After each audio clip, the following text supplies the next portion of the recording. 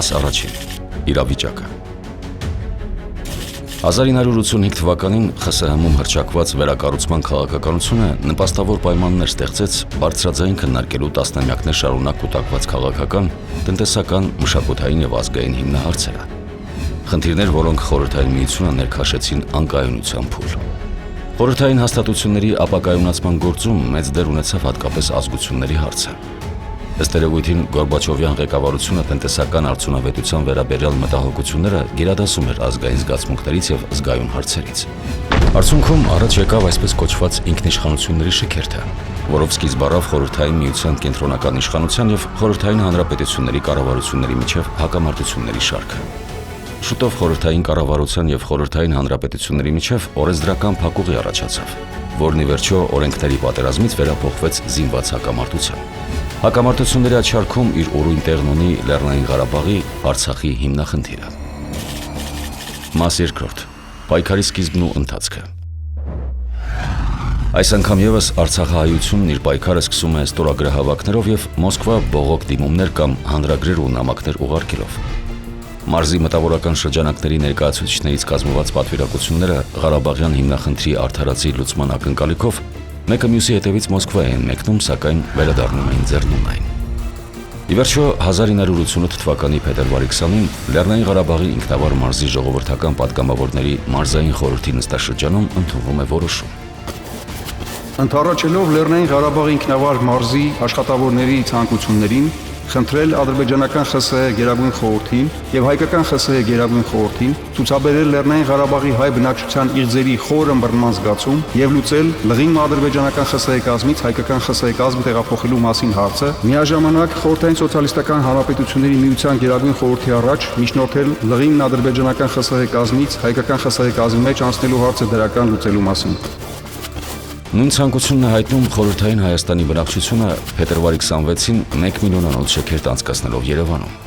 Դրան հաջորդում են Խորհրդային Միության գրեթե 70 տարվա ամենասարսափելի միջէթնիկական բռնությունները Սումգայիթ 1988 թվական, իսկ հետո Բաքու քաղաքներում, գործնականում բացառելով Ադրբեջանի սահմաններում Արցախահայության հետագա գոյատևման հնարավորությունը։ Զանգվածային բռնություններն իրենց գագաթնակետին են հասնում 1991 թվականի ապրիլին, երբ խորհրդային ու ադրբեջանական զինված ուժերը սկսում են Լեռնային Ղարաբաղի հայաբնակ գյուղերի էթնիկ զտումները։ Իրադարձություն, որը հայտնի է օղակ գործողություն անվամբ։ Դրանով էլ սկսվում է Ղարաբաղյան հակամարտության բացահայտ զինված փուլը։ Հաջորդում է Խորհրդային Միության փլուզումը եւ 1991-ի դեկտեմբերին Լեռնային Ղարաբաղից խորհրդային զորքերի դուրսբերման հետ տարածաշրջանում իրավիճակը դուրս է գալիս վերահսկողությունից։ Հակամարտությունն աստիճանաբար վերաճում է հայ-ադրբեջանական լայնամասշտաբ պատերազմի։ Մաս երրորդ. ճակատամարտն ու հաղթանակը։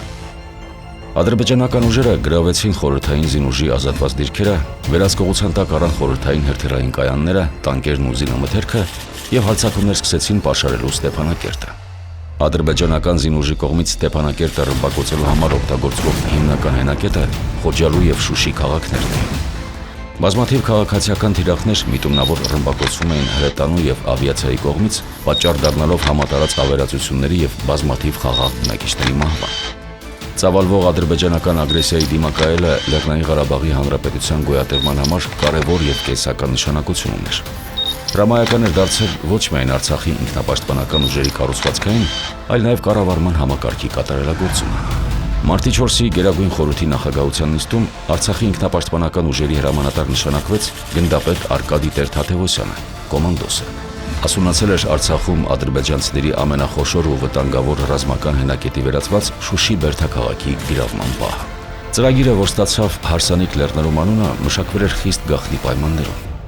Նախատեսված էր մարտական գործողությունները ծավալել 4 ուղղություններով։ Արևելյան Շոշի ուղղության հրամանատարն էր Արկադի Կարապետյանը։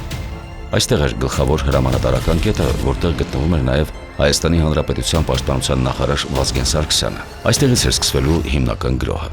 Հյուսիսային ուղղության 26-ի հրամանատարն էր Վալերի Չիչյանը, հարավային ուղղության Լաչինի հրամանատարն էր Սամվել Բաբայանը, իսկ հյուսիս-արևմտյան ուղղության Ջանհասան Քյոսալարի հրամանատարն էր Սերյան Օհանյանը։ Իսկ Յուրի Հովհաննիսյանի հրամանատարությամբ կազմված պահեստազորը պետք է համադրեր անհապաղ համադրման կարիք ունեցող որևէ խումբ։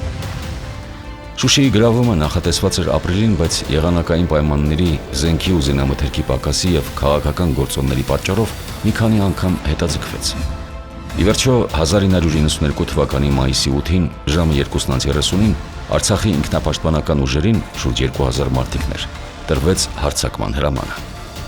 Ես տղաներին ասել էի, որ դժվար է լինելու, սակայն չնայած դրան, բոլորը նպատակադրված էին Շուշիի ազատագրմանը։ Դիմեցինք ռազմական խորամանկության։ Թշնամին կարծեց, թե մենք ազատագրելու ենք Քյոսալարը, քանի որ մի խումբ ուղարկել էինք հենց այդ ուղղությամբ։ Նրանք էլ գիտեին, որ մենք այդքան զինամթերք չունենք ու դժվար կլինի մեր հարձակումը։ Օպերացիան արագ, կայծակնային եղավ։ Մեր զորքը պատրաստ էր։ Մեր հրամանատարները լավ գիտեին թշնամու դիրքերը եւ որ կողմից կարող են շրջապատել նրան։ Այդպես էլ մենք հասանք մեր նպատակին ու Շուշին ազատագրվեց։ Արկադի Տեր-Թադևոսյան, կոմանդոս։